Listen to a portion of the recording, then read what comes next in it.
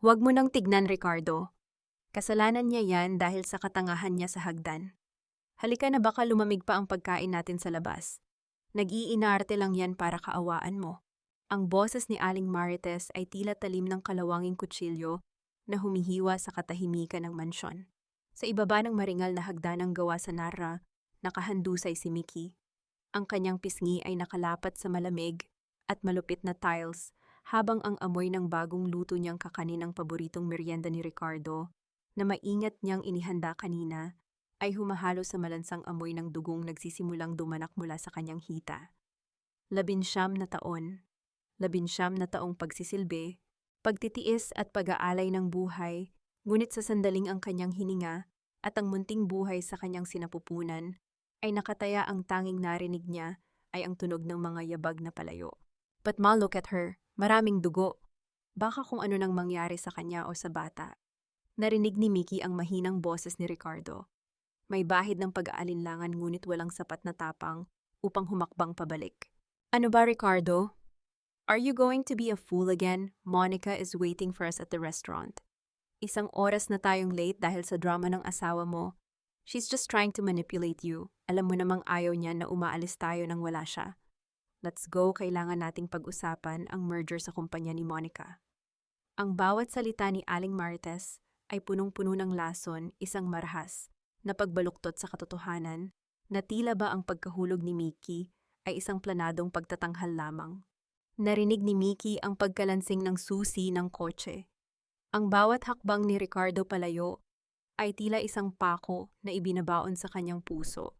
Sinubukan niyang imulat ang kanyang mga mata, sinubukan niyang abutin ang laylayan ng pantalon ng asawa, ngunit ang kanyang mga daliri ay tila mga tuyong dahon na walang lakas.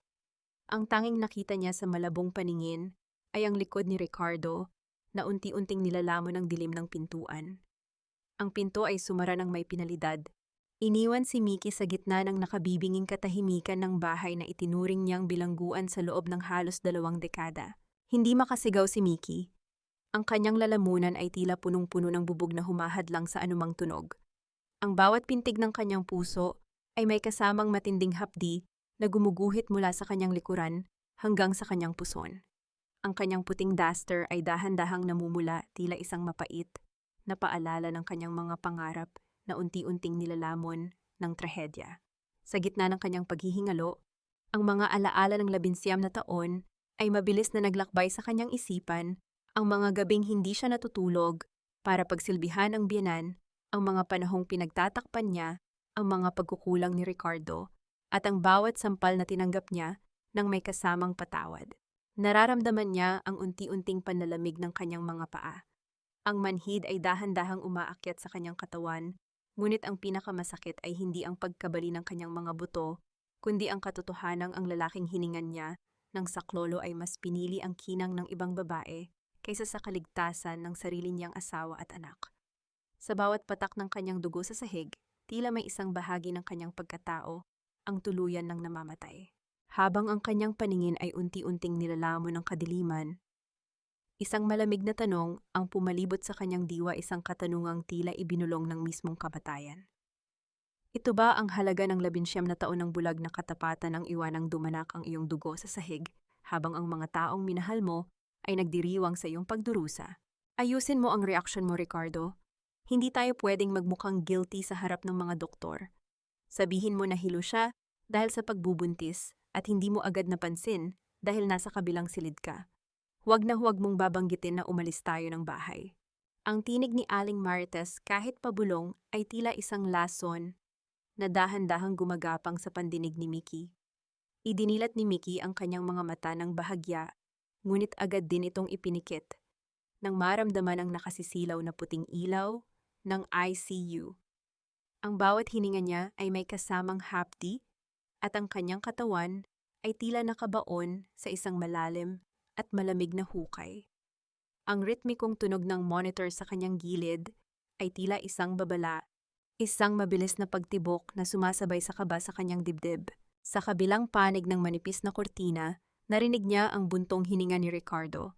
Isang buntong hiningang hindi puno ng pag-aalala, kundi ng pagod at inis. I know, ma.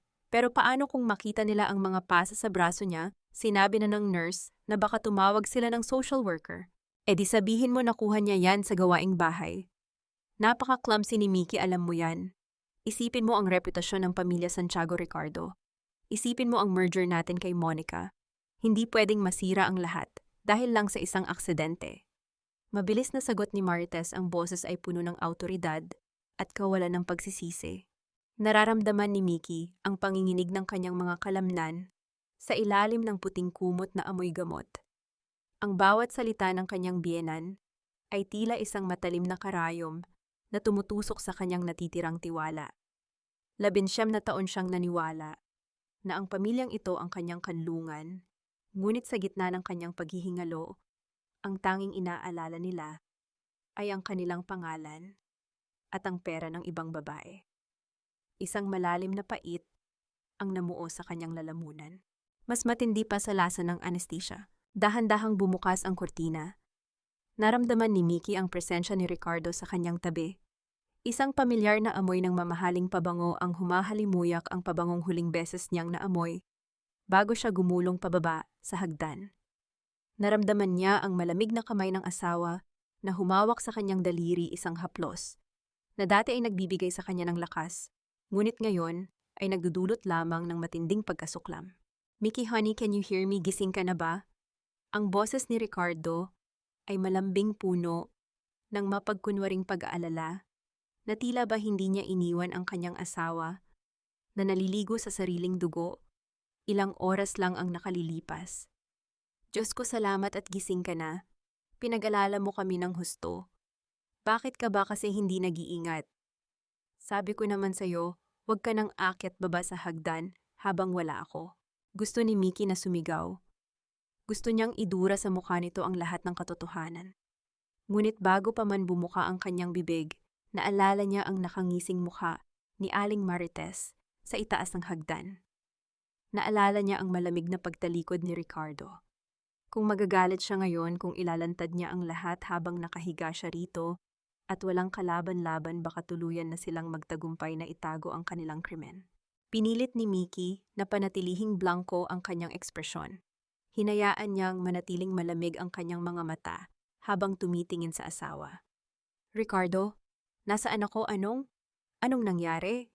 Mahina niyang tanong, ang boses ay tila isang pagod na bulong. Nasa ospital ka, honey. Nahulog ka sa hagdan. Sabi ni Mama nahilo ka raw dahil sa pagod. Don't worry, everything is fine now. Mabilis na sagot ni Ricardo, isang pilit na ngiti ang nakaguhit sa kanyang mga labi. Isang matalim na sakit ang gumuhit sa puso ni Mickey. Ang baby Ricardo, ang anak ko. Sandaling natigilan si Ricardo. Ang kanyang mga mata ay umiwas sa tingin ni Mickey, isang senyales na agad na intindihan ng isang asawang 19 na taong nag-obserba sa kanyang bawat kilos. The baby she's still there, Mickey, pero sabi ng doktor kailangan ng masusing obserbasyon. Masyadong malakas ang pagkaka-impact ng pagkahulog mo. Critical ang condition niyo pareho. Pero ililigtas mo kami, di ba Ricardo, gawin mo ang lahat? Pagmamakaawa ni Mickey habang ang kanyang puso ay dahan-dahang nagiging bato. Bumuntong hininga si Ricardo at tumingin kay Aling Marites na nakatayo sa dulo ng kama. Mickey, we have a problem. Ang insurance mo, hindi pala cover ang ganitong klaseng emergency procedure sa private ward. At ang mga account ko sa bangko, alam mo namang nakatie up sa business merger. Sinabihan na kami ng billing department na baka kailanganin nating lumipat sa public ward kung hindi tayo makakapag-deposit ng malaking halaga ngayong hapon. Nanigas ang buong pagkatao ni Mickey. Ang lalaking binigyan niya ng lahat ng kanyang kabataan, ang lalaking pinagkatiwalaan niya ng kanyang mga sahod sa loob ng halos 2 dekada, ay hindi man lang makapaglabas ng pera para sa kaligtasan ng kanyang sariling anak. Alam ni Mickey na may pera si Ricardo. Alam niyang bumili ito ng bagong relo noong nakaraang buwan na mas mahal pa sa depositong hinihingi ng ospital. Wala ka bang magagawa, Ricardo, anak mo ito? Bulong ni Mickey, habang ang bawat salita ay tila isang sumpa. Ginagawa ko ang lahat, okay? Pero kailangan mong intindihin ang sitwasyon ko. Masyadong maraming stress sa kumpanya ngayon. Just rest, okay? Hahayaan muna kitang magpahinga. Mabilis na tumalikod si Ricardo, hindi man lang hinintay ang sagot ng asawa. Habang pinapanood ni Mickey ang pag-alis ng mag-ina, ang tunog ng monitor sa kanyang tabi ay tila naging isang martilyo na dahan-dahang dinudurog ang huling piraso ng kanyang pagmamahal. Sa gitna ng katahimikan ng puting silid, isang katanungan ang dahan-dahang lumulutang sa kanyang isipan, kasing talim ng isang labaha. Hanggang kailan mo hahayaang nakatali ang iyong leeg sa tanikalang gawa sa utang na loob at kasinungalingan? Bago mo mapagtanto na ikaw lang ang tanging makapagliligtas sa buhay na nasa loob mo. Tatwag. Noong ako pa ang nagsisilbi sa pamilyang Santiago bilang kanilang tauhan sa kumpanya, nakita ko na ang lahat iha. Ang bawat luhang pumatak sa mga tiles ng mansyong iyon, alam ko ang lasa. Ang boses ni Tia Elena ay tila isang malamig na hangin na nagpatahimik sa ingay ng ward. Napatingin si Mickey sa matanda. Ang kulubot na balat nito ay tila isang mapa ng mga pasakit na matagal nang ibinaon sa limot. May kung anong koneksyon ang nabuo sa pagitan nila, isang lihim na alyansa ng dalawang babaeng kapwa dinuraan ng kapalaran. Bakit niyo ho ito ginagawa? Tanong ni Mickey. Ang kanyang boses ay nanginginig hindi dahil sa lamig, kundi dahil sa pag-asang unti-unting sumisibol sa gitna ng kanyang kawalan. Dahil ang hustisya ay hindi dumarating sa mga taong marunong lang maghintay, Mickey. Dumarating ito sa mga taong marunong lumaban, sagot ni Elena, habang may kinukuha sa loob ng kanyang bulsa. Isang itim na rosaryo na gawa sa kahoy ang kanyang inilabas. Inilagay niya ito sa nanginginig na palad ni Mickey. Huwag mong hahayaang makita ito ni Ricardo o ng kanyang ina. Sa loob ng krus na ito may isang maliit na instrumento. Isang pindot mo lang, maririnig ng buong mundo ang bawat kasinungalingang bibitawan nila. Naramdaman ni Mickey ang bigat ng rosaryo sa kanyang kamay. Hindi ito nararamdamang tila isang gamit sa panalangin, kundi isang sandata, isang matalim na espada, na handang humiwa sa bawat hibla ng panlilinlang ni Ricardo. Sa unang pagkakataon matapos ang aksidente, naramdaman ni Mickey ang init na dumadaloy sa kanyang mga ugat. Ang kanyang anak, ang sanggol na pilit nilang binabalewala. Siya ang magiging dahilan ng pagbangon ni Mickey. Salamat hot, bulong ni Mickey, ang kanyang mga mata ay naglalayab sa determinasyon. Ngunit ang sandali ng katahimikan ay bumasag nang lumapit ang isang nurse na may hawak na folder. Ang bawat yabag ng sapatos nito sa semento ay tila isang mabigat na pasanin. Mrs. Santiago, may utos po ang billing office. Dahil hindi pa rin po nababayaran ang balanse ng emergency surgery nyo, kailangan nyo pong ilipat sa charity ward sa ibaba bago mag-alas 5. Pasensya na po, kailangan na namin ng kama para sa mga bagong pasyente. Ang charity ward, ang pinakamababang antas ng ospital, kung saan ang mga pasyente ay nagsisiksikan sa iisang higaan, kung saan ang hangin ay puno ng lumbay at lagnat. Ito ang halaga ng buhay ni Mickey para sa mga Santiago, isang basurang itatapon sa sulok. Kapag wala ng pakinabang, tumingin si Mickey kay Elena, at pagkatapos ay sa rosaryong hawak niya. Ang kanyang panga ay nagtagis. Huwag kang mag-alala, susunod ako. Sabi niya sa nurse, ang boses ay wala ng bakas ng pag-aalinlangan. Habang hinihila ng mga orderly ang kanyang kama patungo sa charity ward, narinig ni Mickey ang tunog ng pagbukas ng elevator. Doon nakita niya si Ricardo na naglalakad palayo, nakasuot ng bagong suit at may hawak na bulaklak, hindi para sa kanya, kundi para sa babaeng nakatayo sa tabi ng kanyang kotse sa parking lot. Ang huling nakita ni Mickey bago sumara ang pinto ng elevator ay ang malapad na ngiti ng kanyang asawa habang binubuksan ang pinto para kay Monica. Isang tanong ang nanatiling nakasabit sa isipan ni Mickey habang pababa ang elevator. Hanggang saan ang kayang marating ng isang lalaking walang kaluluwa bago niya matanto na ang dulo ng kanyang tinatahak ay ang sarili niyang hukay. Huwag kang tumingin sa akin na parang ako ang may kasalanan ng lahat. Ikaw ang tanga na hindi tumitingin sa dinadaanan mo, Mickey. Ipasalamat mo sa akin na hindi ka nabulok sa charity ward at pinauwi ka pa namin dito sa mansyon. Ang boses ni Aling Marites ay umalingaw-ngaw sa malawak na sala ng mansyong Santiago. Kakauwi lang ni Mickey mula sa ospital, nakaupo sa isang lumang silya habang ang kanyang mga gamit ay nakalagay sa isang basyong sako ng bigas sa kanyang tabi. Wala nang maringal na pagtanggap, wala nang pag-aalala. Ang bawat salita ng kanyang biyenan ay tila isang marahas na pagbura sa katotohanan ng krimeng ginawa nito. Tumingin si Mickey sa maringal na hagdan ng Narra. Ang bawat baitang ay tila bumubulong ng kanyang naging pagdurusa. Amoy na amoy pa niya ang bagong lapat na floor wax, isang amoy na tila nagtatangkang takpan, ang malansang bakas ng kanyang dugo, na dumanak doon ilang araw lang ang nakalilipas. Humigpit ang kapit niya sa hawakan ng kanyang silya, hanggang sa mamuti ang kanyang mga buko-buko ng daliri, ngunit pinanatili niyang blangko ang kanyang mukha. Ano pong nangyari, ma? Bakit po? Bakit po ako sugatan? Tanong ni Mickey, ang boses ay nanginginig at puno ng pagkalito. Tumingin siya kay Marites na may mga matang tila nawawala sa sarili. Ito ang kanyang maskara, ang pagganap bilang isang babaeng ang alaala ay tuluyan ng binura ng pagkakahulog. Isang mapanuyang ngiti ang gumuhit sa mga labi ni Marites. Ay naku, pati ba naman yan ay nakalimutan mo na nahilo ka, Mickey? Sabi ko sa'yo ay huwag kang masyadong magpagod, pero ang tigas ng ulo mo. Mabuti na lang at nakita kita agad. Kung hindi dahil sa akin, baka wala na kayo ng bata. Salamat po, ma. Napakabuti niyo po sa akin. Mahinang sagot ni Mickey, habang sa loob-loob niya ay naduduwal siya sa bawat katagang binibitawan. Ang bawat pasasalamat na lumalabas sa kanyang bibig ay tila isang lason na kailangan niyang lunukin upang mabuhay. Doon ka na muna sa kwarto ng mga katulong sa ibaba. Mahihirapan kang umakyat ng hagdan dahil sa kalagayan mo. At isa pa, kailangan muna ni Ricardo ng katahimikan sa itaas.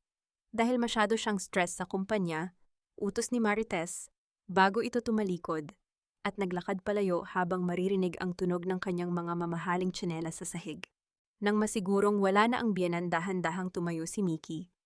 Ang bawat hakbang niya ay may kasamang kirot sa kanyang balakang, ngunit ang kanyang isipan ay kasing talim ng isang labaha.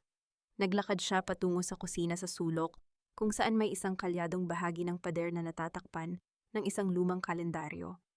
Sa loob ng kalyadong iyon, maingat niyang kinuha ang isang lumang notebook, ang tala-arawan ng kanyang 19 na taong paghihirap. Ito ang notebook na naglalaman ng bawat sampal, bawat insulto, at bawat sentimong ninakaw sa kanya ni Ricardo. Mabilis niyang inilagay ang notebook sa loob ng kanyang duster, ramdam ang gasgas ng papel sa kanyang balat. Ito ang kanyang ebidensya. Ito ang kanyang sandata. Gabi na nang marinig ni Mickey ang tunog ng sasakyan ni Ricardo. Sa halip na matulog, dahan-dahan siyang sumilip sa bintana ng maliit niyang silid na malapit sa garden. Doon sa ilalim ng malamig na liwanag ng buwan, nakita niya si Ricardo. Hindi ito mag-isa. Kasama niya ang isang babaeng nakasuot ng hapit na pulang damit, si Monica. Narinig ni Mickey ang kanilang tawanan, na tila isang insulto sa kanyang pagdadalamhati. Nakita niya kung paano haplusin ni Ricardo ang pisngi ni Monica, ang parehong kamay na ilang oras lang ang nakalilipas ay humawak sa kanyang daliri sa ospital, nang may huwad na pagmamahal. Huwag kang mag-alala, Monica, konting tiis na lang. Kapag nakuha ko na ang huling pirma niya sa mga waiver ng kumpanya, tuluyan na nating mapapaalis ang pabigat na yan dito, narinig niyang bulong ni Ricardo. Isang matinding panginginig ang bumalot sa buong katawan ni Mickey. Hindi ito panginginig ng takot, kundi ng isang galit na matagal nang ikinulong sa dilim. Habang pinapanood niya ang paghahalikan ng dalawa sa gitna ng kanyang sariling tahanan, isang katanungan ang umalingaw-ngaw sa kanyang puso, kasing lamig ng hanging gabi. Gaano kaya katamis ang tagumpay ng isang pagtataksil kung ang bawat sandali ng iyong ligaya ay binibilang na ng babaeng itinuring mong patay? Huwag kang mag-alala, Monica. Hindi na tayo maririnig niyan. Para na lang siyang rebultong walang buhay simula nang mahulog sa hagdan. Kahit sa harap niya tayo mag-usap, tila wala nang pumapasok sa utak niya. Ang boses ni Ricardo ay puno ng kumpiyansa habang nakaupo sa hapagkainan, ang parehong mesa kung saan 19 na taong naghanda ng almusal si Mickey ng may pagmamahal. Sa loob ng maliit na kusina, nakatayo si Mickey habang hawak ang isang mainit na takure. Ang kanyang mga binti ay nanginginig pa mula sa pinsala ng pagkakahulog, at ang bawat bigat ng kanyang tiyan ay tila isang paalala ng responsibilidad na pasan niya.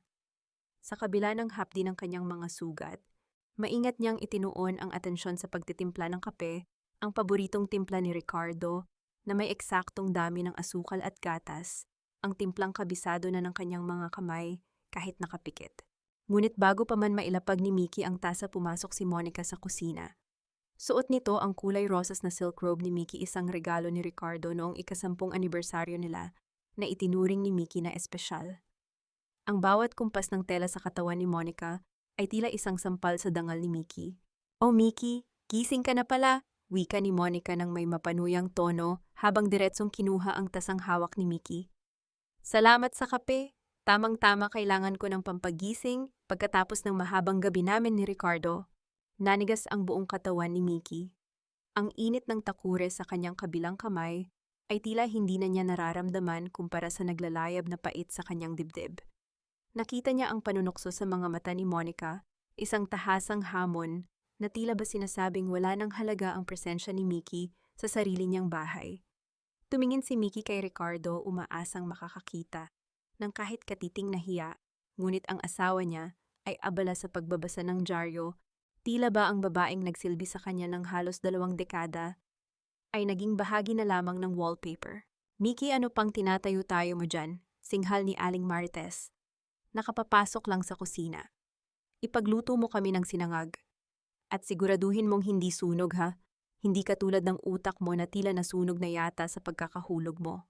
Ang bawat tawa ni na Monica at Marites ay tila mga hiyaw ng mga demonyong nagpipista sa kanyang pagdurusa. Ramdam ni Mickey ang mabilis na pagtibok ng kanyang puso, ang pag-akyat ng asido sa kanyang lalamunan, at ang bahagyang pagsipa ng sanggol sa kanyang sinapupunan. Ang bawat sipa ay tila isang bulong ng paalala laban, Nay. "Huwag kang susuko." Maingat na inilapag ni Mickey ang takure. Ang kanyang mga daliri ay humigpit sa gilid ng lababo hanggang sa mamuti ang kanyang mga kuko. Sa gitna ng kanyang pagkalimot, kailangan niyang lunukin ang bawat insulto. Kailangan niyang tanggapin ang bawat dura sa kanyang pagkatao upang masiguro ang huling alas na hawak niya. Habang nagluluto, narinig ni Mickey ang pabulong na pag-uusap ni na Ricardo at Monica sa kabilang silid. "Kailan natin papapirmahin ang mga waiver?" Sabi ng abogado, kailangan nating makuha ang pirma niya habang wala siya sa sarili, para hindi na siya makahingi ng kahit anong parte ng ari-arian kapag tinapon na natin siya, ani Monica. "Hayaan mo muna siyang maging katulong dito ng ilang linggo. Mas madaling makuha ang gusto natin kapag naramdaman niyang wala na siyang ibang matatakbuhan, kundi tayo't," sagot ni Ricardo ng may malamig na determinasyon. Ang bawat salita ay tila isang hatol ng kamatayan para sa kanilang pagsasama. Sa ilalim ng kanyang maskara ng pagiging tulala, isang bagong Mickey. Ang dahan-dahang nabubuo, isang bersyong hindi na marunong maawa, isang bersyong handang sunugin ang buong Mansion Santiago upang matiyak ang kalayaan ng kanyang anak. Habang inilalapag niya ang pagkain sa harap ng tatlo, isang katanungan, ang pilit na humuhukay sa kanyang diwa kasing talim ng isang kutsilyo. "Gaano kaya kalakas ang magiging pagsabog ng iyong mundo, Ricardo, kapag nalaman mong ang babaeng itinuturing mong rebultong walang buhay ay siya palang humahawak sa mitya ng iyong sariling impyerno?" Isipin mo kung nasaan ka na ngayon kung hindi kita kinuha sa hirap, Mickey. Baka hanggang ngayon ay naglalako ka pa rin ng sampagwita sa kalsada kung hindi ka napunta sa pamilyang ito. Huwag mo kaming tignan ng ganyan dahil wala kang karapatang magalit. Ang boses ni Aling Marites ay tila isang mabigat na tanikala na dahan-dahang sumasakal sa leeg ni Mickey. Nakaluhod si Mickey sa semento ng labanderya, ang kanyang mga kamay ay babad sa malamig na tubig at matapang na sabon habang kinukuskos ang mabibigat na kortina ng mansyon. Sa kabila ng kanyang kondisyon, sa kabila ng hapdi ng kanyang mga sugat na hindi pa tuluyang naghihilom, pinuwersa siya ng biyenan na maglaban ng manumano dahil nasira raw ang washing machine, isang malinaw na pagsisinungaling upang lalo siyang pahirapan. Ang bawat kuskos ng kanyang mga kamay sa magaspang na tela ay tila isang parusa. Ramdam ni Mickey ang pamamanhid ng kanyang mga daliri at ang pagsakit ng kanyang likuran na tila mababali sa bawat galaw. Ang bawat patak ng pawis na humahalo sa bula ng sabon ay isang saksi sa kawalang hiyaan ng pamilyang Santiago. Isang 11 na taong utang na loob. Iyan ang laging isinusumbat sa kanya na tila ba ang halos 2 dekada ng kanyang buhay na ibinigay niya ng buong buo ay hindi pa sapat na pambayad sa kabutihang ipinakita nila noong una. "Must stop it already. Baka kung ano pang mangyari sa kanya lalo tayong madelay sa merger." Narinig ni Mickey ang boses ni Ricardo mula sa pinto ng labanderya. Nakatayo ang asawa niya roon, may hawak na baso ng juice at pinapanood ang sariling asawa na nahihirapan ng walang kahit anong emosyon sa mukha. Hayaan mo siya, Ricardo. Kailangan niyang matutunan ang kanyang lugar. Masyado siyang naging kampante dahil akala niya ay reyna siya rito. Sagot ni Marites habang tinitignan ang namumulang mga braso ni Mickey. Mickey, pagkatapos mo dyan, pirmahan mo ang mga dokumento sa lamesa. Mga papeles lang yan para sa insurance ng kumpanya. Huwag ka nang magtanong dahil wala ka namang maiintindihan sa negosyo. Dahan-dahang itinaas ni Mickey ang kanyang ulo. Ang kanyang buhok ay basa ng pawis at nakadikit sa kanyang pisngi. Ang kanyang mga mata na tila nawawala pa rin sa sarili ay tumingin kay Ricardo. Insurance po ba yan, Ricardo? Para po ba sa baby? Tanong niya sa isang paos na boses, ang tono ay sadyang ginawang inosente at puno ng pag-asa. Umiwas ng tingin si Ricardo. Yes, honey, para sa inyo yan. Just sign it later, okay? Para hindi na tayo ma-stress.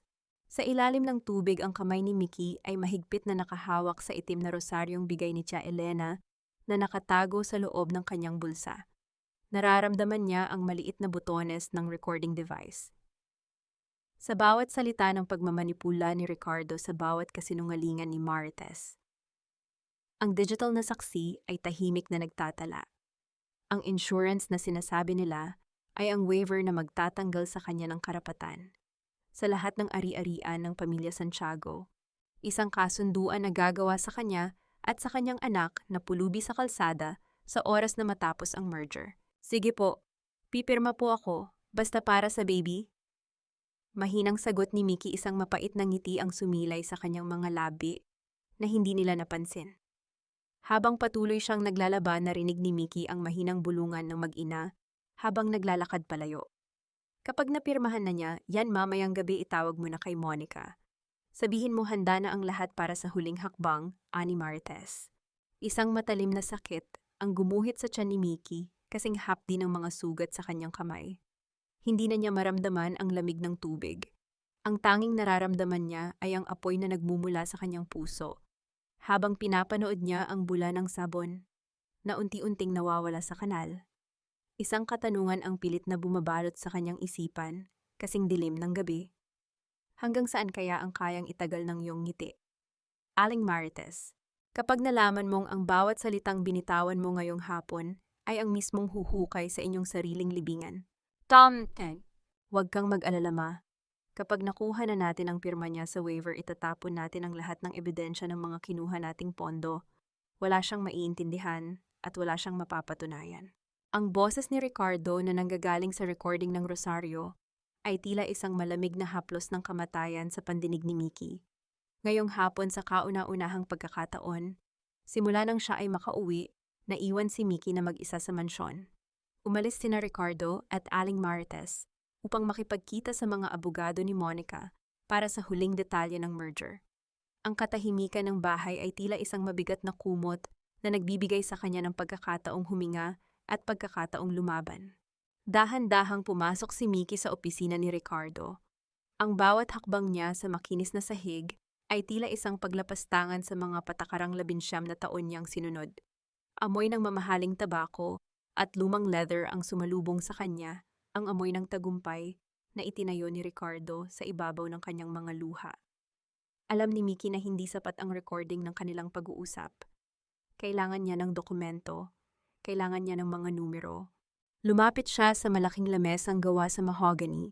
Nanginginig ang kanyang mga daliri habang sinusubukang buksan ang mga drawer, ngunit lahat ng ito ay nakakandado.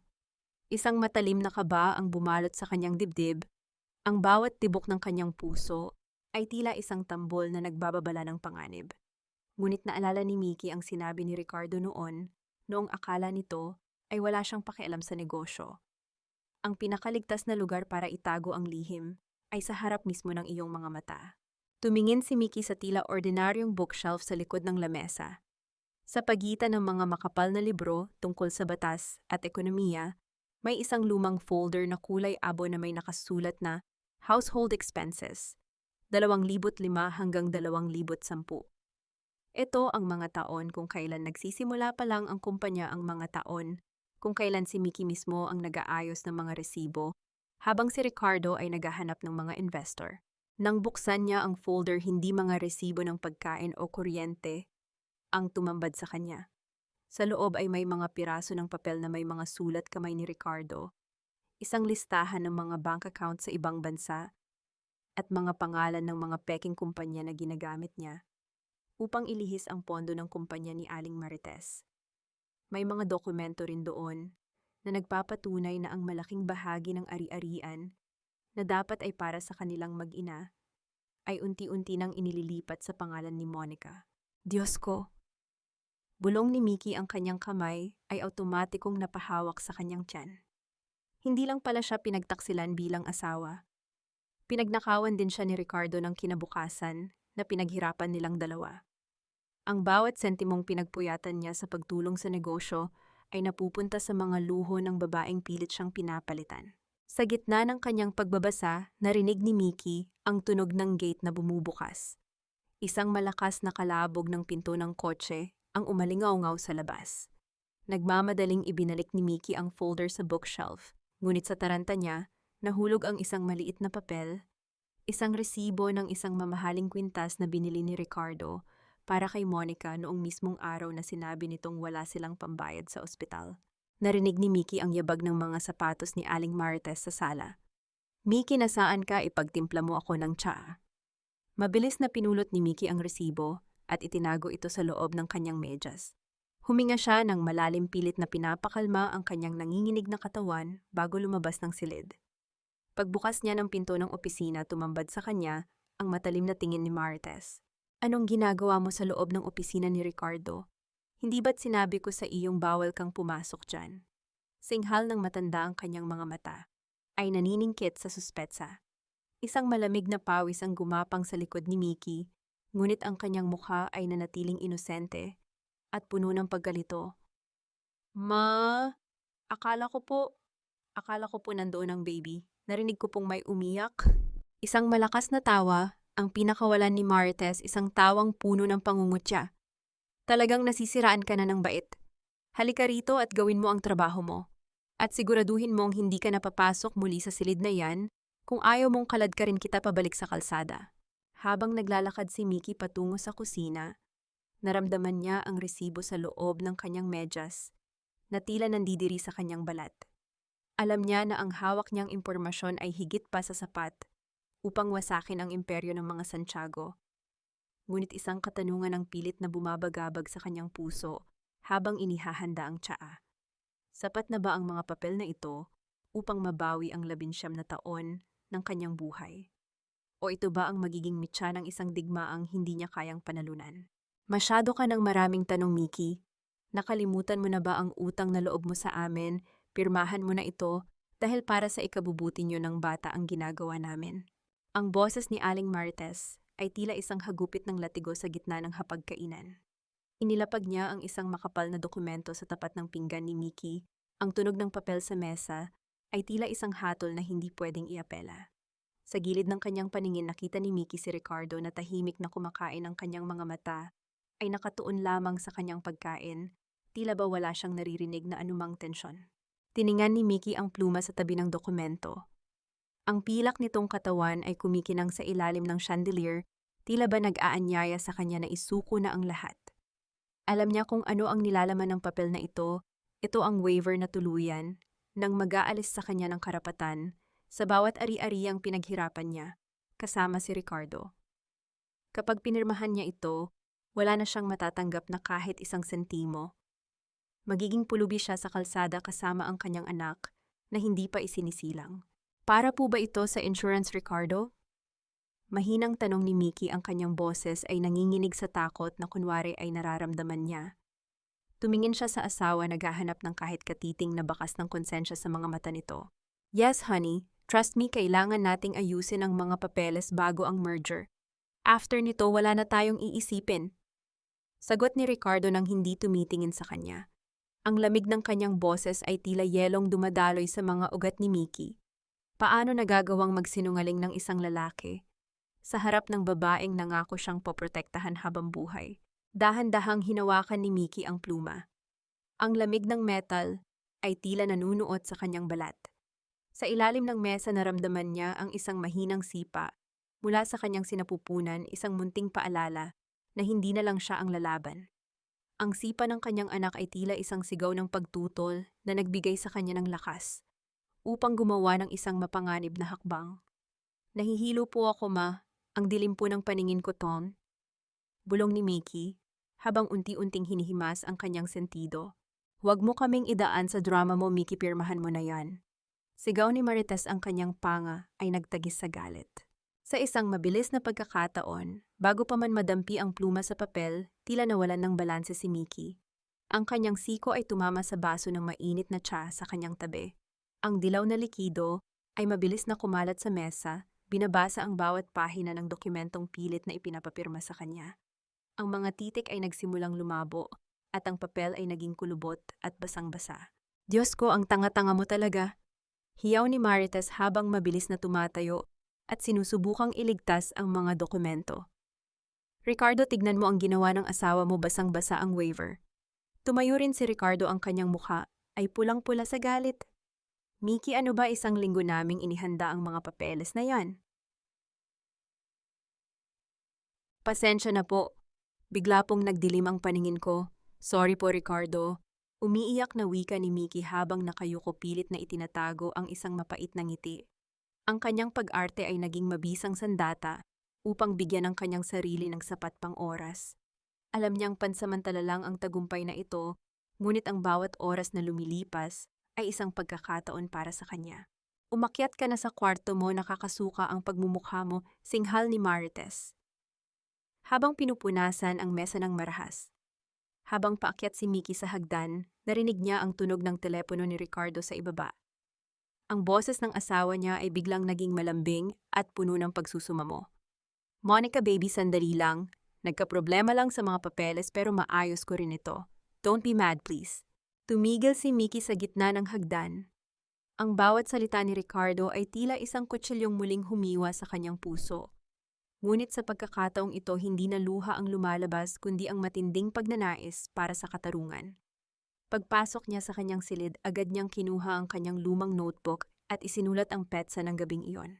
Ngunit bago pa man niya maitago ang notebook, narinig niya ang mahinang yabag sa labas ng kanyang pinto.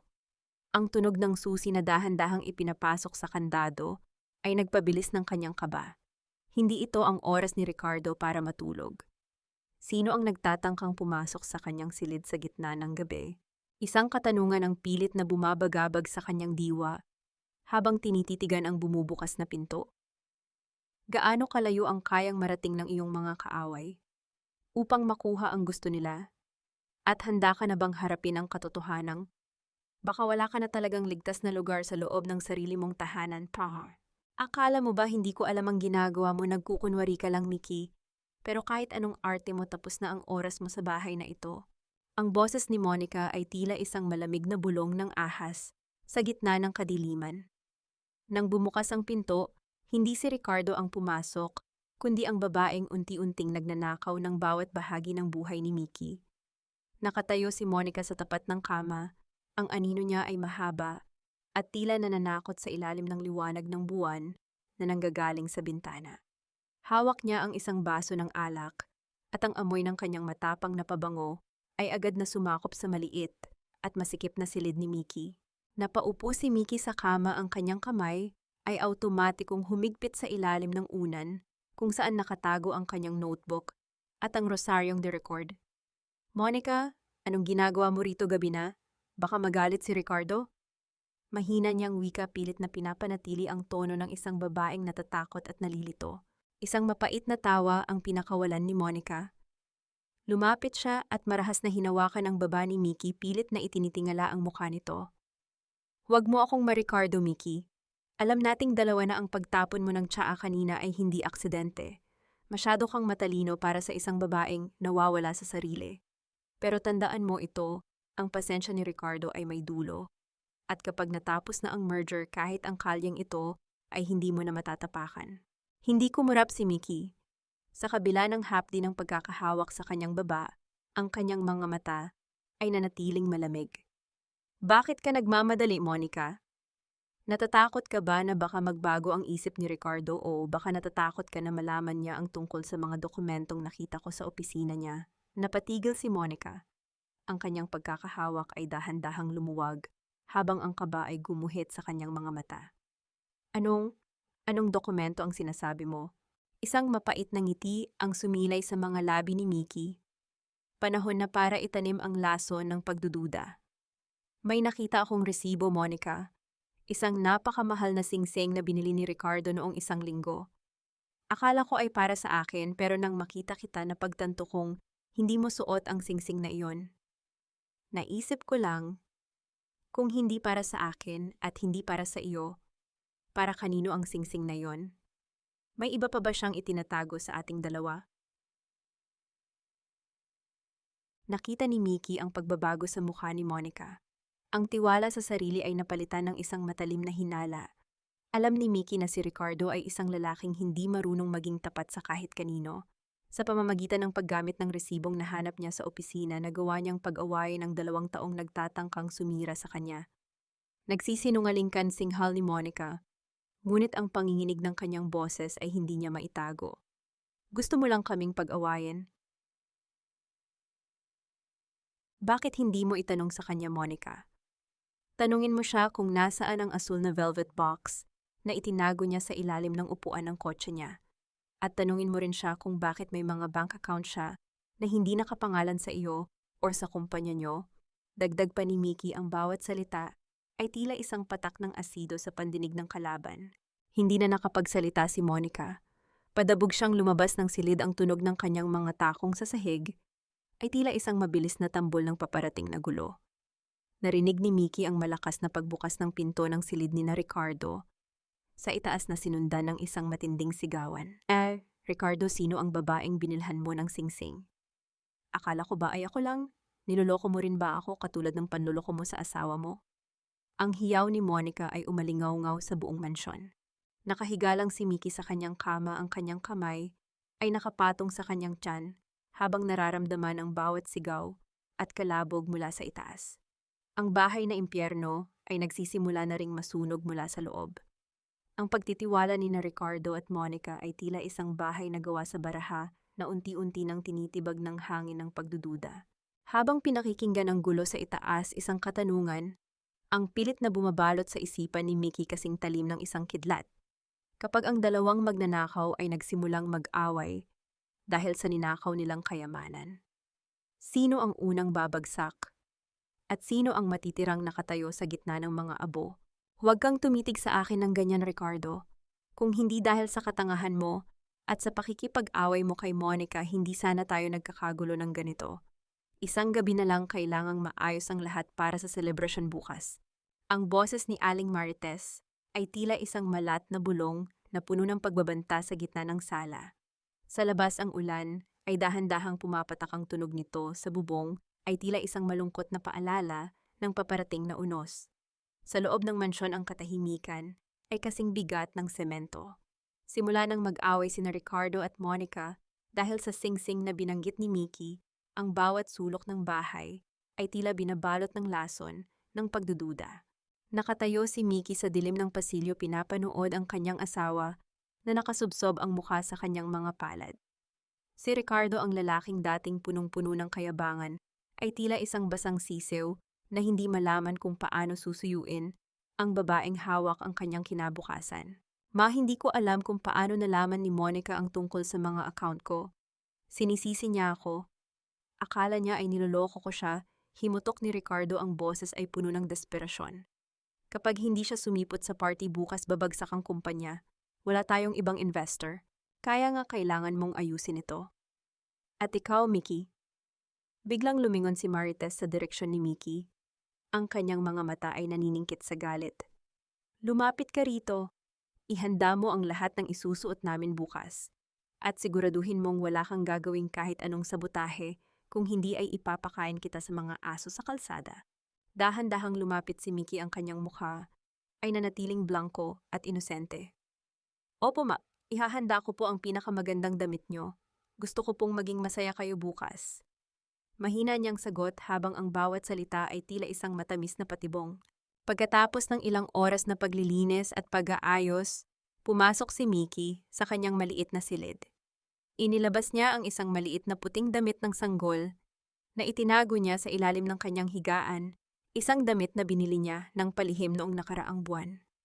Hinaplos niya ang malambot na tela at sa sandaling iyon, ang lahat ng galit at pait sa kanyang puso ay napalitan ng isang dalisay na pagmamahal.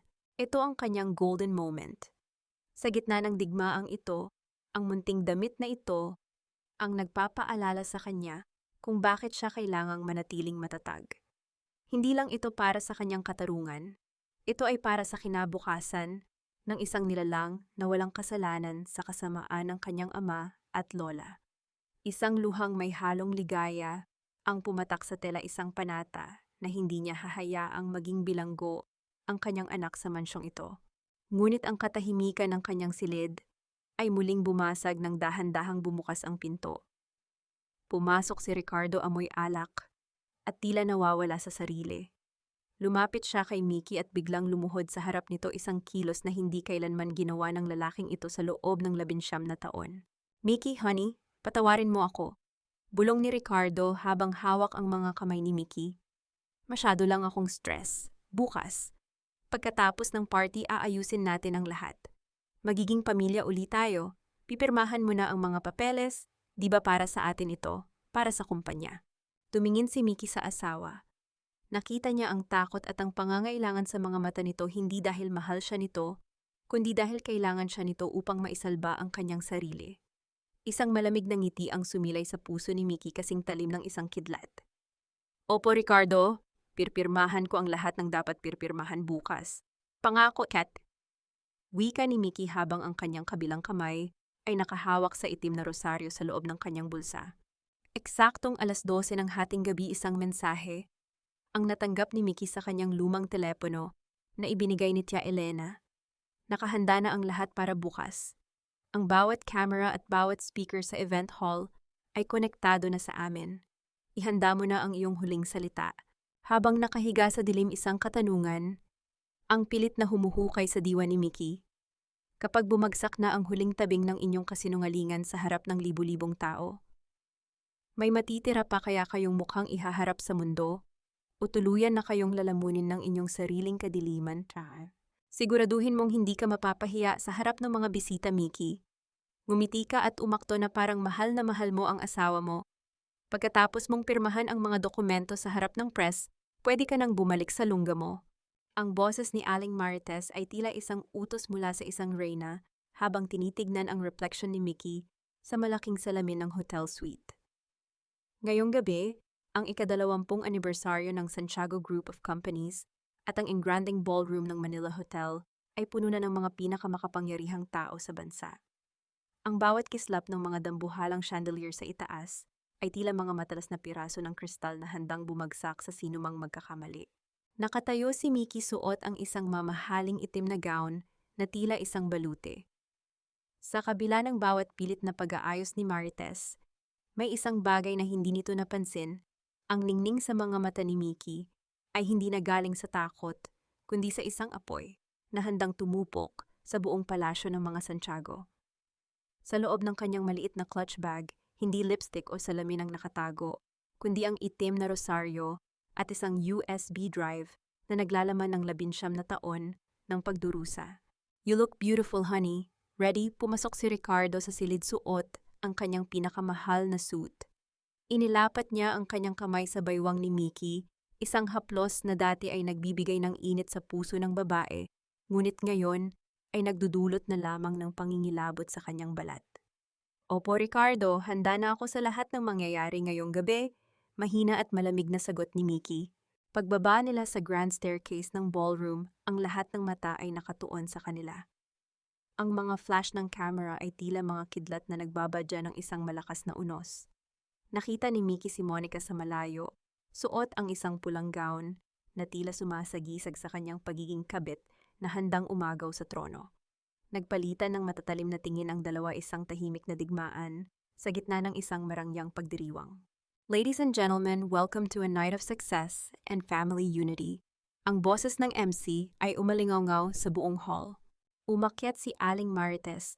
Sa entablado, ang bawat hakbang niya ay puno ng kayabangan. Ngayong gabi hindi lang natin ipinagdiriwang ang tagumpay ng ating kumpanya. Ipinapakita rin natin ang katatagan ng pamilya Santiago. At bilang tanda ng aming pagkakaisa, ang aking manugang na si Mickey ay lalagda sa isang espesyal na dokumento na magsisiguro sa kinabukasan ng ating mga susunod na henerasyon. Naramdaman ni Mickey ang mahigpit na hawak ni Ricardo sa kanyang siko habang pinalalakad siya patungo sa podium. Sa tapat ng lamesa nakahain ang mga waiver na ilang beses niyang iniwasang pirmahan. Ang pluma ay nakapatong doon tila isang kutsilyong naghihintay ng biktima. Ang lahat ng tao ay nananahimik, ang bawat hininga ay pigil habang naghihintay sa dakilang pirma. Tumingin si Mickey sa mga camera at pagkatapos ay sa kanyang asawa at biyenan na nakangiti ng may pagtatagumpay. Isang maliit na sipa ang naramdaman niya sa kanyang sinapupunan ng kanyang anak ay tila sumasabay sa kaba at tapang ng kanyang ina. Mickey, sign it now ba? Bulong ni Ricardo ang kanyang boses ay may halong pagbabanta na itinago sa ilalim ng isang peking ngiti. Dahan-dahang hinawakan ni Mickey ang pluma. Ngunit sa halip na ilapat ito sa papel, tumingin siya ng diretso sa technician booth sa dulo ng hall kung saan nakatayo si Tia Elena, nakasuot ng uniforme ng hotel staff. Nagpalitan sila ng isang tango, isang senyales na ang mitya ay sindado na bago ko pupirmahan ito. Panimula ni Mickey ang kanyang boses ay naging malakas at malinaw malayo sa mahinang boses ng amnesia victim na ipinakita niya sa mga nakaraang araw. Gusto ko muna pong ipakita sa inyo ang tunay na dahilan kung bakit kami naririto ngayong gabi. Ang tunay na mukha ng pamilyang Santiago. Biglang namatay ang mga ilaw sa ballroom. Isang matinding kaba ang bumalot sa lahat.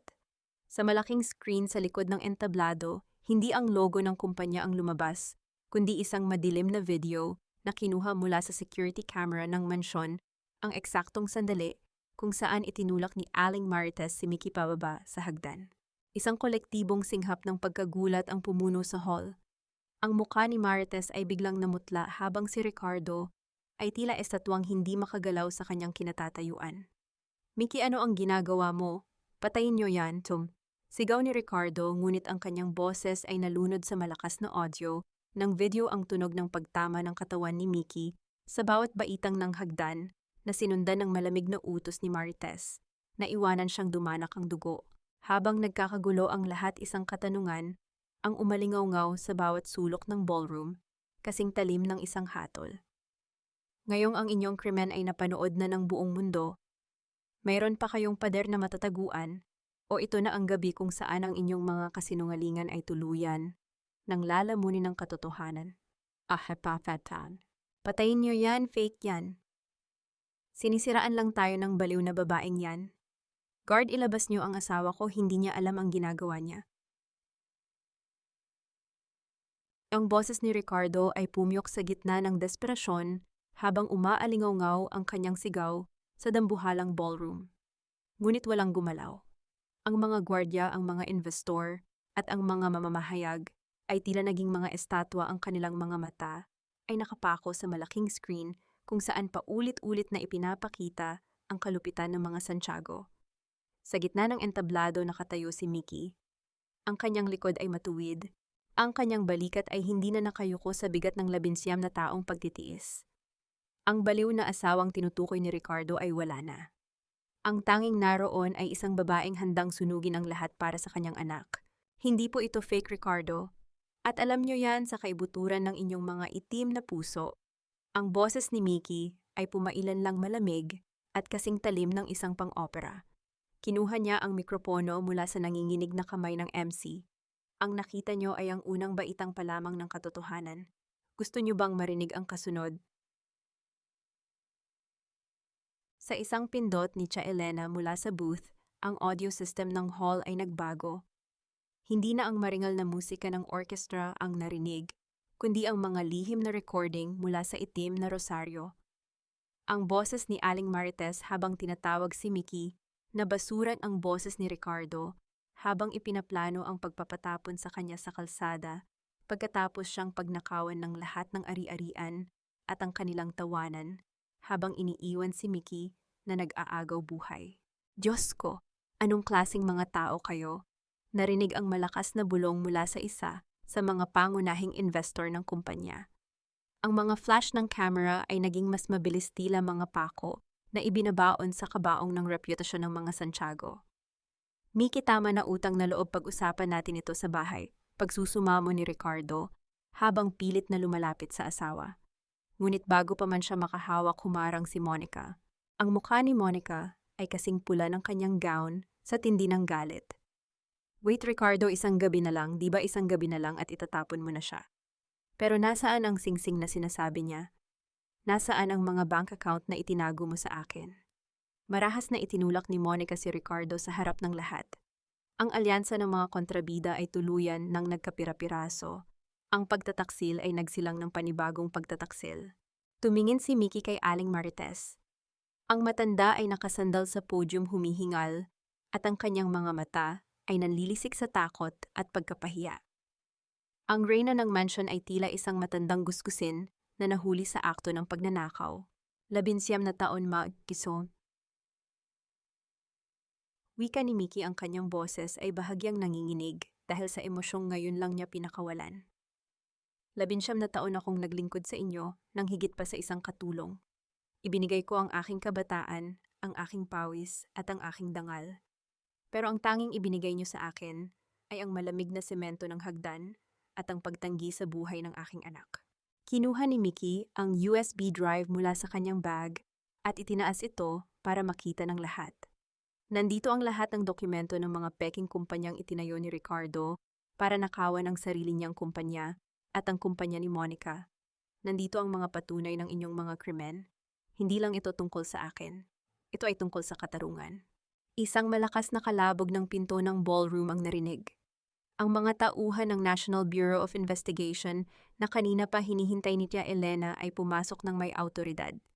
Ang mga bisita ay nagbukas ng daan habang ang mga opisyal ay diretsong naglakad patungo sa entablado. Habang pinapanood ni Miki ang mga pulis na lumalapit kina Ricardo at Aling Marites, naramdaman niya ang isang kakaibang gaan sa kanyang dibdib. Ang bawat sipa ng sanggol sa kanyang sinapupunan ay tila isang pagdiriwang ng kanilang kalayaan. Ngunit habang kinakabitan ng posas si Ricardo, ang asawa niya ay tumingin sa kanya ng may matinding puot. Hinding-hindi mo ako matatalo, Miki, sisiguraduhin kong magsisisi ka sa ginawa mo ngayong gabi. Sigaw ni Ricardo habang kinakaladkad siya palayo. Natira si Miki sa gitna ng entablado mag-isa sa ilalim ng mga spotlight na dati ay kinakatakutan niya. Ang huling katanungan na nananatili sa kanyang isipan habang pinapanood ang pagbagsak ng Imperyong Santiago ay kasing pait ng nakaraan. Kapag ang lahat ng pader na nagpoprotekta sa iyo ay tuluyan ng gumuho, sapat na ba ang katotohanan upang punan ang puwang ng 19 na taong nawala? O ang tunay na laban ay nagsisimula pa lamang sa oras na ikaw ay tumalikod sa iyong nakaraan? Tatupag! Hindi pa tapos ito, Miki.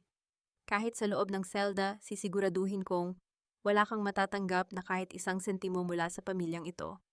Binuhay ka namin pinakain at ito ang igaganti mo. Ang boses ni Aling Marites ay tila isang sugatang hayop na nagwawala habang hinihila siya ng 2 babaeng pulis palabas ng ballroom. Ang kanyang marangyang terno ay lukot-lukot na at ang kanyang buhok na maingat na inayos kanina ay nakalaylay na sa kanyang mukha. Wala na ang kislap ng kanyang mga alahas. Ang tanging nangingibabaw ay ang tunog ng metal na nag-uumpugan sa kanyang mga pulso, ang posas na nagsisilbing huling hiyas na isusuot niya sa gabing ito. Nakatayo si Miki sa gitna ng entablado, pinapanood ang pagguho ng tore ng kasinungalingan na 19 na taong naging tahanan niya. Ang mga tao sa paligid, ang mga dating kaibigan ng pamilya Santiago, ay hindi na lumalapit. Ang bawat isa sa kanila ay may hawak na telepono, kumukuha ng litrato at video ng kahihiyang sinapit ng pamilyang dati ay kanilang kinatatakutan at iginagalang. Ang hiya, ang pinakamabigat na parusa sa lipunang kanilang ginagalawan, ay tila isang malapot na putik na bumabalot sa bawat isa sa kanila. Miki, please, pag-usapan natin ito. Ang bata, isipin mo ang anak natin. Ang boses ni Ricardo ay puno ng panginginig habang pilit siyang lilingon kay Miki habang kinakaladkad siya ng mga tauhan ng NBI. Ngunit sa pagkakataong ito, wala ng epekto ang kanyang mga salita. Ang anak na kanina lang ay itinuturing niyang pabigat, ay ngayon ay ginagamit niyang taming upang makaiwas sa hustisya. Hindi sumagot si Mickey. Sa halip dahan-dahan niyang itinaas ang kanyang kamay at hinawakan ang mamahaling kwintas na nakapulupot sa kanyang leeg, isang regalo ni Ricardo na sumasagisag sa 19 na taon ng kanyang pagiging bilanggo. Sa isang malakas na hila na putol ang gintong tanikala. Ang mga butil ng diamante ay nagkalat at tumalbog sa sahig ng entablado na lumikha ng mga maliliit na tunog ng pagkabasag bago tuluyang tumigil sa paanan ni Ricardo. Wala na tayong pag-uusapan, Ricardo. Ang 19 na taon ko ay sapat na pambayad sa lahat ng utang na loob na paulit-ulit ninyong isinusumbat sa akin. Wika ni Mickey, ang kanyang tinig ay kasing lamig ng hanging gabi sa labas ng hotel. Sa gilid ng kanyang paningin nakita ni Mickey si Monica. Ang babaeng akala niya ay reyna ng gabi ay nakayuko na ngayon, pilit na itinatago ang kanyang mukha mula sa mga mamamahayag. Dahil sa mga dokumentong inilabas ni Mickey, hindi lang si Ricardo ang babagsak. Pati ang kumpanya ni Monica ay madadamay sa investigasyon ng korupsyon at money laundering. Ang pagtataksil na inakala nilang susi sa kanilang kaligayahan ay naging mitya ng kanilang sabay-sabay na paglubog. Lumapit si Tia Elena kay Mickey. Ang matanda ay may dalang isang simpleng pashmina na agad niyang ibinalot sa balikat ng nakababatang babae. Ang haplos ni Elena ay tila isang basbas, isang pagkilala sa tapang na ipinamalas ni Mickey sa harap ng lahat. Tapos na ang palabas, iha. Tara na, bulong ni Elena. Habang naglalakad si Mickey palabas ng ballroom, ang mga tao ay kusang nagbubukas ng daan para sa kanya. Hindi na sila tumitingin ng may pangungutya. Sa halip may bakas na ng paghanga at takot sa kanilang mga mata. Si Mickey ay hindi na ang kawawang asawa. Siya na ang babaeng nagpabagsak sa isang imperyo. Ngunit pagdating nila sa parking lot, isang itim na sasakyan ang humarang sa kanilang harapan. Bumukas ang bintana nito at isang lalaking nakasuot ng barong ang tumingin kay Mickey. Siya ang punong abogado ng pamilyang Santiago, ang lalaking kilala sa pagiging malupit at walang talo sa korte. Huwag kang masyadong magdiwang, Mrs. Santiago. Wika ng abogado, ang kanyang boses ay tila isang babala mula sa hukay. Ang pag-aresto ay simula pa lamang ng laban. Maraming pera at koneksyon ang mga Santiago. Bukas na bukas baka nasa labas na uli sila at sa oras na mangyari iyon, wala nang batas na makakapigil sa kanila upang bawiin ang lahat ng kinuha mo. Naramdaman ni Mickey ang mabilis na pagtibok ng kanyang puso. Alam niyang hindi pa tapos ang laban. Ang mga Santiago ay tila mga damong ligaw na mahirap puksain hanggat hindi nabubunot ang ugat. Isang katanungan ang pilit na bumabalot sa kanyang isipan habang pinapanood ang pag-alis ng sasakyan ng abogado. Sapat na ba ang katotohanan upang mapanatili silang nakakulong o ang kanyang kalayaan ay isa lamang panandali ang hininga bago ang mas matinding ganti ng mga taong kanyang tinalo?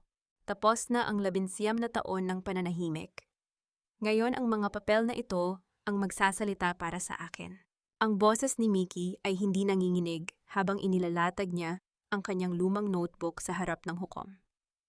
Ang loob ng korte ay nababalutan ng isang mabigat na katahimikan, tila ba ang mismong hangin ay natatakot na gumawa ng ingay. Sa kabilang panig ng silid nakaupo sina Ricardo at Aling Marites, suot ang kanilang mga kulay kahel na uniforme ng bilanggo. Wala na ang mamahaling suit, wala na ang mga diamanteng kumikinang. Ang tanging natira sa kanila ay ang kanilang mga mukhang puno ng pait at pot. Ang abogado ng mga Santiago ay pilit na binubuwag ang kredibilidad ni Mickey. Your Honor, ang aking kliyente ay biktima lamang ng isang babaeng may malalang kondisyon sa pag-iisip. Ang video na nakita sa party ay maaaring manipulated at ang notebook na ito ay bunga lamang ng isang malikot na imahinasyon. Isang mapait na ngiti ang sumilay sa mga labi ni Mickey habang pinapanood ang huling pagpupumiglas ng mga taong sumira sa kanyang buhay. Dahan-dahan siyang tumayo mula sa kanyang upuan, ang kanyang mga kamay ay protektadong nakapatong sa kanyang tiyan. Ang kanyang baby ay tila sumisipa ng malakas, isang munting paalala na ang katotohanan ay hindi kailanman mabubura ng kahit anong ginto. Hindi po imahinasyon ang 19 na taon ng pasa sa aking katawan, Your Honor. Simula ni Mickey, ang kanyang boses ay umaling-awngaw sa bawat sulok ng korte.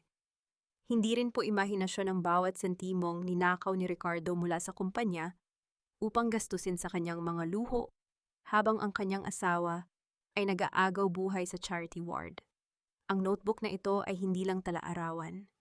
Ito ay mapa ng bawat kasalanang ginawa nila sa ilalim ng kanilang sariling bubong. Habang binabasa ng hukom ang bawat pahina, ang mga petsa, ang mga halaga, at ang mga detalyadong paglalarawan ng bawat pang-aabuso, ang mukha ni Ricardo ay dahan-dahang lumulubog sa hiya. Ngunit si Aling Marites ay nanatiling matigas. Nagsisinungaling siya, palamunin lang namin siya. Binigyan namin siya ng dangal. Sigaw ng matanda, ngunit agad siyang pinatahimik ng martilyo ng hukom. Ang bawat tunog ng martilyo ay tila isang malakas na dagundong na bumabasag sa pader ng kapangyarihan ng mga Santiago. Pagkatapos ng ilang oras na paglilitis, ang desisyon ay pinal na. Ang kasal ni Mickey at Ricardo ay dineklarang null and void dahil sa psychological incapacity at matinding pang-aabuso. Ang lahat ng ari-ariang napatunayang galing sa nakaw na pondo ay kinumpiska ng gobyerno at ang natitirang bahagi ng kanilang conjugal property ay ibinigay ng buo kay Mickey at sa kanyang magiging anak. Sina Ricardo at Marites ay hinatulan ng pagkakakulong dahil sa attempted parricide at plunder. Ang kanilang imperyo na itinayo sa ibabaw ng luha ng isang inosenteng babae ay tuluyan ng naglaho. Nang matapos ang pagdinig, lumapit si Mickey sa rehas, kung saan pansamantalang nakakulong ang dalawa bago ibalik sa selda. Tumingin siya ng diretso sa mga mata ni Ricardo. Wala na siyang nararamdamang galit, wala na ring pag-ibig. Ang tanging naroon ay ang isang malalim na pakiramdam ng kapayapaan. Sana ay mahanap niyo ang inyong sarili sa loob ng kulungang iyan, Ricardo. Dahil sa labas, wala na kayong pamilyang babalikan. Mahinang wika ni Mickey. Magbabayad ka, Mickey. Hinding-hindi ka magiging masaya. Sigaw ni Marites, habang pilit na inaabot ang laylayan ng damit ni Mickey sa pagitan ng mga rehas. Ngunit hindi na lumingon si Mickey. Lumabas siya ng korte sinalubong ng init ng araw ng tanghali at ng yakap ni Tia Elena. Sa kauna-unahang pagkakataon sa loob ng 19 na taon, naramdaman ni Mickey na ang hangin na nilalanghap niya ay malinis at malaya. Pagdating niya sa kanyang bagong bahay, isang maliit ngunit payapang apartment na malayo sa gulo ng lungsod, isang matinding sakit ang naramdaman ni Mickey sa kanyang puson. Napahawak siya sa pinto, ang kanyang hininga ay naging mabilis. Tia Elena, ang baby, parang lalabas na siya. Bulong ni Mickey, ang kanyang mukha ay puno ng pinaghalong takot at kagalakan. Isang katanungan ang pilit na bumabalot sa kanyang isipan habang dahan-dahan siyang isinasakay sa ambulansya. Ngayong nakamit mo na ang katarungang ipinaglaban mo, handa ka na bang simulan ang tunay na kabanata ng iyong buhay o ang mga bakas ng nakaraan ay mananatiling aninong susunod sa inyo ng iyong anak? Iri pa, Mickey, kaunti na lang, iha. Isipin mo ang anak mo. Isipin mo ang kalayaang naghihintay sa inyong dalawa. Ang boses ni Tia Elena ay tila isang angkla sa gitna ng nagngangalit na dagat ng sakit. Sa loob ng delivery room, ang bawat hininga ni Mickey ay tila isang pakikipagtuos sa kamatayan. Ang puting kisame ay tila umiikot at ang bawat kislap ng mga ilaw ay nagpapaalala sa kanya ng gabi ng kanyang pagkakahulog. Ngunit sa pagkakataong ito, ang sakit na nararamdaman niya ay hindi galing sa pagtataksil o pagmamalupit. Ito ay ang sakit ng pagsilang. Itong sakit na nagdadala ng bagong buhay mula sa mga abo ng nakaraan. Sa bawat pag-iri, tila inilalabas ni Mickey ang lahat ng pait ng 19 na taon. Iniri niya ang bawat sampal ni Marites. Iniri niya ang bawat kasinungalingan ni Ricardo. Iniri niya ang bawat gabi ng kanyang pag-iisa sa dilim. Ang pawis na dumadaloy sa kanyang noo ay tila mga luhang hindi na niya kailangang ilabas pa, dahil ang lahat ng dusa ay dahan-dahan ng tinatapos ng sandaling ito. Nang marinig ang unang tinig ng isang munting anghel na pumunit sa katahimikan ng silid, tila huminto ang mundo ni Mickey. Ang tunog ng iyak ng kanyang anak ay hindi lamang isang hudyat ng pagsilang. Ito ay isang kanta ng tagumpay. Isang kanta na nagpabagsak sa sumpa ng mga Santiago. Isang malusog na baby girl, Mickey. Napakaganda niya katulad mo, bulong ng doktor, habang maingat na inilalapag ang sanggol sa dibdib ni Mickey. Nang madama ni Mickey ang init ng balat ng kanyang anak, ang bawat hirap at pasakit ay tila biglang naglaho. Hinaplos niya ang maliliit na daliri ng sanggol at sa sandaling iyon, napagtanto niya ang isang mahalagang bagay. Ang 11 na taon niya ay hindi nasayang dahil dinala siya nito sa himalang ito. Ang kanyang anak ang kanyang premyo sa bawat panalangin at bawat pagtitiis. Ilang buwan ang mabilis na lumipas. Sa isang maliit na bayan sa Laguna, malayo sa ingay at usok ng Maynila, isang bagong tindahan ng mga kakanin ang dahan-dahang nagiging tanyag. Ang tindahan ay payak lamang gawa sa kawayan at may mga halamang namumukadkad sa paligid, ngunit ang bawat pagkaing inihahain doon ay may lasa ng pag-ibig at kapayapaan. Nakatayo si Mickey sa likod ng counter suot ang isang malinis na apron. Ang kanyang mukha ay wala ng bakas ng takot. Sa halip ang ningning ng kanyang balat ay nagmula sa tunay na kaligayahan. Hawak niya ang kanyang anak si Esperanza, isang pangalang sumasagisag sa pag-asang hindi kailanman nawala sa kanyang puso. Mickey, may balita mula sa lungsod, wika ni Tia Elena habang inilalapag ang isang pahayagan sa lamesa. Tumingin si Mickey sa balita. Isang maliit na artikulo sa sulok ang nagsasabing tuluyan nang nabagsak ang kumpanya ng mga Santiago dahil sa dami ng utang at mga kasong kinakaharap ni Ricardo at Marites. Ang mansyon na dati ay simbolo ng kanilang kapangyarihan ay kinumpiska na ng bangko at ngayon ay tila isang ghost house na lamang. Nabalitaan din niya na si Monica ay tuluyan nang iniwan si Ricardo nang mabatid na wala na itong kahit anong yaman at ngayon ay nahaharap din sa sariling mga kaso ng panloloko. Isang malalim na buntong hininga ang pinakawalan ni Mickey. Ang karma ay tila isang tahimik na sapa na dahan-dahang inanod ang lahat ng dumi ng kanyang nakaraan. Hindi siya nagdiwang sa kasawian ng iba, ngunit naramdaman niya ang katarungang matagal niyang ipinagdasal. Salamat ho, Tia Elena, pero ang mahalaga ay ang bukas natin, wika ni Mickey habang hinahalikan ng noo ni Esperanza. Ngunit habang nag-aayos sila ng tindahan, isang itim na sasakyan ang huminto sa tapat ng kanilang pinto. Isang estranghero ang bumaba, may hawak na isang itim na sobre. Ang bawat hakbang nito patungo kay Mickey ay tila nagdadala ng isang pamilyar na kaba na matagal na niyang ibinaon. Isang katanungan ang pilit na bumabalot sa diwa ni Mickey habang tinititigan ang sobreng iniabot sa kanya. Ngayong akala mo ay payapa na ang lahat. Meron pa bang lihim na naiwan ang mga Santiago na maaaring bumulabog sa iyong bagong simula? Or ito na ang huling pagsubok, bago mo tuluyang mahanap ang iyong paraiso? Muli na naman bang guguho ang mundong kapapatayo ko pa lang dahil sa isang pirasong papel? Ang tanong na ito ay umalingaw-ngaw sa isipan ni Mickey habang tinititigan ang itim na sobrang iniabot ng lalaki. Ang hangin sa Laguna na kanina lang ay amoy sariwang dahon at kakanin ngayon ay tila naging kasing bigat ng bakal. Nanginginig ang mga daliri ni Mickey habang binubuksan ang sobre. Hindi ito isang panibagong demanda at hindi rin ito banta mula sa mga Santiago. Sa loob ay may isang sulat na may pamilyar na sulat kamay magaspang mabilis at puno ng pagkukunwari ang sulat ni Ricardo mula sa loob ng pambansang bilangguan. Ito ay mula sa aking kliyente, Mrs. Santiago. Wika ng lalaki na isa palang junior associate ng isang legal aid office. Hinihiling niya ang iyong presensya. Hindi na maganda ang kanyang kalagayan.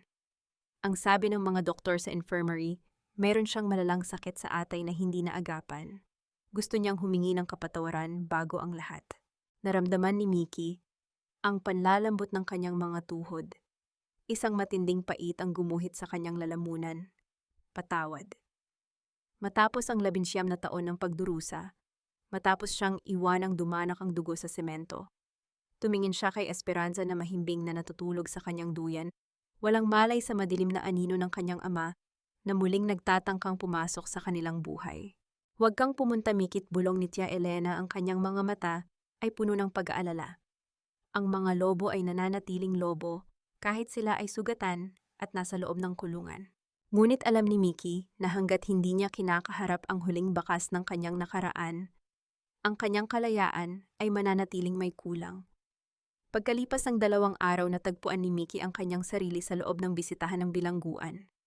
Ang amoy ng kalawang pawis at kawalang pag-asa ay sumalubong sa kanya. Doon sa likod ng makapal na salamin nakaupo ang isang lalaking halos hindi na niya makilala. Si Ricardo ay tila isang anino na lamang ng kanyang dating sarili. Ang kanyang mga pisngi ay lubog, ang kanyang balat ay kulay dilaw, at ang kanyang mga mata na dati ay puno ng kayabangan, ay ngayon ay tila mga bintanang wala ng ilaw sa loob. Nang makita niya si Mickey, isang mahinang panginginig ang dumaan sa kanyang mga labi. Mickey! Ang boses niya ay tila isang gasgas na plaka, mahina at puno ng paghihirap. Dumating ka pala. Nandito ako para tapusin ang lahat, Ricardo. Malamig na wika ni Mickey. Walang galit sa kanyang boses, tanging isang matinding pagod na nagmula sa maraming taon ng pagtitimpi. Patawarin mo ako, ang bata, kamusta siya? Tanong ni Ricardo. Ang kanyang mga kamay ay dahan-dahang itinaas sa salamin. Maayos ang aking anak, Ricardo. At mananatili siyang maayos dahil wala ka sa buhay niya, sagot ni Mickey. Huwag mong gamitin ang sakit mo para makakuha ng simpatiya. Ang bawat sandali ng iyong pagdurusa ngayon ay hindi pa sapat na pambayad sa bawat luhang pumatak sa mansyong Santiago. Isang hikbi ang pinakawalan ni Ricardo na sinundan ng isang matinding pag-ubo na tila dudurog sa kanyang dibdib. Alam ko, wala na akong mukhang ihaharap sa inyo, pero meron akong itinagong maliit na pondo para kay Esperanza. Hindi ito alam ni Mama, hindi ito alam ng bangko. Ibinigay ko ang detalye sa abogado mo. Ito lang ang tanging paraan na alam ko para bumawi. Tumayo si Mickey. Hindi niya kailangan ng pera ni Ricardo, ngunit tatanggapin niya ito para sa kinabukasan ng kanyang anak, isang huling ambag mula sa lalaking sumira sa kanyang nakaraan. Bago siya lumabas, dumaan siya sa selda ng mga babae upang tignan si Aling Marites. Doon nakita niya ang kanyang dating biyenan. Nakaupo si Marites sa sahig, nakikipag-away sa ibang mga bilanggo dahil sa isang pirasong tinapay. Ang reyna ng mansyon ay tila naging isang baliw na pulubi, paulit-ulit na isinisigaw ang kanyang pangalan at ang kanyang utang na loob.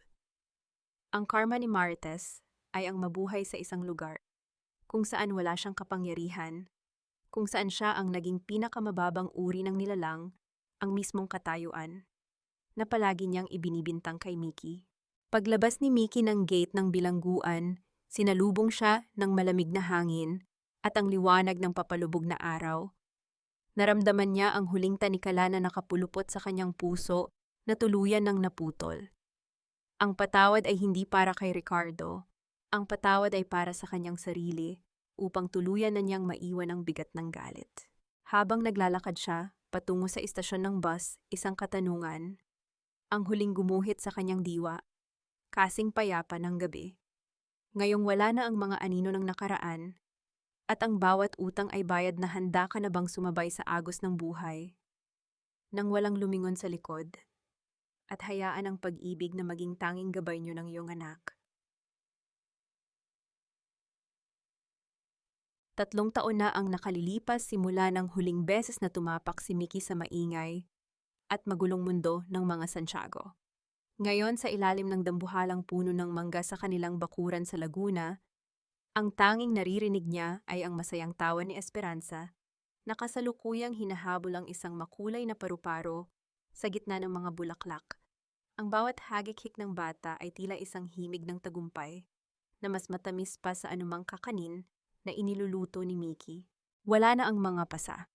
Wala na ang panginginig ng mga kamay sa tuwing may maririnig na malakas na yabag ng sapatos. Ang refleksyon ni Mickey sa salamin ay nagpapakita na ng isang babaeng puno ng buhay. Ang kanyang mga mata ay may kislap na hindi nanggaling sa mga diamante kundi sa kapayapaang matagal niyang ipinaglaban. Napakabilis talaga ng panahon, Mickey. Tignan mo si Esperanza, kuhang-kuha ang iyong katatagan, wika ni Tia Elena, habang inilalapag ang isang tray ng mainit na tsa sa lamesang kawayan. Ang matanda ay nananatiling nasa tabi ni Mickey, hindi na bilang isang volunteer, kundi bilang isang tunay na kapamilya. Opo, Tia, minsan parang panaginip lang ang lahat ng nangyari, sagot ni Mickey habang nakatingin sa kanyang anak. Nabalitaan ko ho kagabi. Pumanaw na raw si Ricardo sa infirmary ng bilangguan, at si Aling Marites naman ay tuluyan nang inilipat sa isang pasilidad para sa mga may sakit sa isip. Wala na raw siyang kinikilalang sinuman kundi ang mga anino sa pader. Isang sandaling katahimikan ang namayani sa pagitan nila. Hindi naramdaman ni Mickey ang tuwa o paghihiganti sa balitang iyon. Ang tanging naramdaman niya ay isang malalim na buntong hininga ng pagpapalaya. Ang patawad na ibinigay niya sa kanyang sarili ang naging susi upang hindi na siya maging bilanggo ng kanyang nakaraan. Hindi niya kailangang kalimutan ang sakit, ngunit hindi na rin nito kailangang diktahan ang kanyang bukas. Napatawad mo na ba sila, iha? Tanong ni Elena, ang kanyang mga mata ay mataman na nakatingin kay Mickey. Napatawad ko na po ang tadhana na nagdala sa akin dun, tiya. Dahil kung hindi dahil sa 19 na taon na iyon, baka hindi ko natuklasan ang lakas na mayroon ako ngayon. At higit sa lahat, baka wala si Esperanza sa tabi ko, mabinid na sagot ni Mickey. Ang tunay na katarungan pala ay hindi lamang ang makitang nagdurusa, ang mga may sala, kundi ang makitang masaya at malaya ang biktima. Ito ang aral na nais iwan ni Mickey sa mundo, na ang pag-ibig ay hindi dapat maging dahilan ng pagpapakababa, at ang utang na loob ay hindi dapat maging tanikala na sumasakal sa iyong kaluluwa. Ang bawat babae ay may karapatang maging reyna ng sarili niyang buhay, hindi sa loob ng isang mansyong puno ng kasinungalingan, kundi sa isang payak na tahanang puno ng katotohanan. Habang papalubog ang araw sa Laguna, nagkakulay kahel at lila ang langit na tila isang napakalaking painting ng pag-asa. Binuhat ni Mickey si Esperanza at mahigpit itong niyakap. Ang amoy ng buhok ng kanyang anak ay amoy ng bagong simula, walang bakas ng nakaraan, puno ng pangako ng hinaharap. Naglakad silang tatlo pabalik sa loob ng kanilang bahay. Bit-bit ang mga alaala ng isang digmaang tapos na at ang liwanag ng isang buhay na ngayon pa lamang tunay na nagsisimula. Ang bawat hakbang ni Mickey sa lupa ay matatag, malaya at punong-puno ng pagmamahal. Ang init ng yakap ni Mickey sa kanyang anak ay ang huling sagot sa lahat ng kanyang mga katanungan. Tapos na ang mahabang gabi at ang sikat ng araw sa Laguna ay hindi na muling magdidilim para sa kanila. Mga mahal kong tagapakinig, maraming salamat sa inyong matiyagang pagsama sa akin. Sa mahaba at madamdaming paglalakbay na ito, hanggang sa huling yugto. Sa totoo lang, habang isinusulat ko ang bahagi kung saan hinayaan ni Ricardo at Aling Marites na dumanak ang dugo ni Mickey sa malamig na semento, habang sila ay tumatalikod, gumuho rin ang aking puso. Bilang inyong lingkod at tagapagsalaysay, tila naramdaman ko ang bawat hapti ng pagkakanulo sa bawat titik na aking binuo. Ang kwentong ito ay hinubog mula sa mga anino ng tunay na buhay, isang pagkilala sa mga babaeng tila itinapon na sa gilid, ngunit nagawa pa ring tumayo at lumaban. Ang buhay ni Mickey ay tila ang niluluto niyang kakanin, kailangan munang dumaan sa matinding pagdikdik-pagpiga at nagbabagang init bago lumabas ang tunay na tamis. Ang bawat pait na kanyang naranasan ay naging sangkap lamang upang maging mas malinamnam ang kanyang tagumpay. Ang hagdanang minsang naging mitya ng kanyang kamatayan ay siya ring ginamit niyang mga baitang upang abutin ang langit ng kanyang kalayaan. Kung kayo ang nasa kalagayan ni Mickey, bibisitahin niyo rin ba si Ricardo sa kanyang huling hininga upang magpatawad o mas pipiliin niyo na lamang bang ibaon siya sa limot kasama ng inyong mga sugat? Saan niyo nga pala pinakikinggan ang kwentong ito? Baka kayo ay kasalukuyang nagluluto, nagtutupi ng mga damit, o baka naman nagpapahinga na pagkatapos ng isang mahabang araw ng pagsasakripisyo para sa pamilya. Ibahagi niyo naman sa ating comment section ang inyong mga saloobin at sariling mga karanasan, dahil dito ang inyong tinig ay palaging pakikinggan ng may pagmamahal. Huwag din ninyong kalimutang i-like at i-share ang video na ito upang maging liwanag din tayo sa iba pang mga pusong nangangailangan ng paghilom. Naway baunin ninyo ang tapang ni Mickey sa inyong pagharap sa bukas. Tandaan nyo, kailanman ay hindi kayo mawawalan ng halaga sa kabila ng anumang bagyong inyong pagdaanan. Hanggang sa muli nating pagkukwentuhan. Pamagat ng kwento bakas ng Baling Panata, ang tamis ng paglaya paunawa. Ang lahat ng mga tauhan at sitwasyon sa kwentong ito ay katang-isip lamang na nilikha para sa layuning libangan at upang maghatid ng positibong mensahe.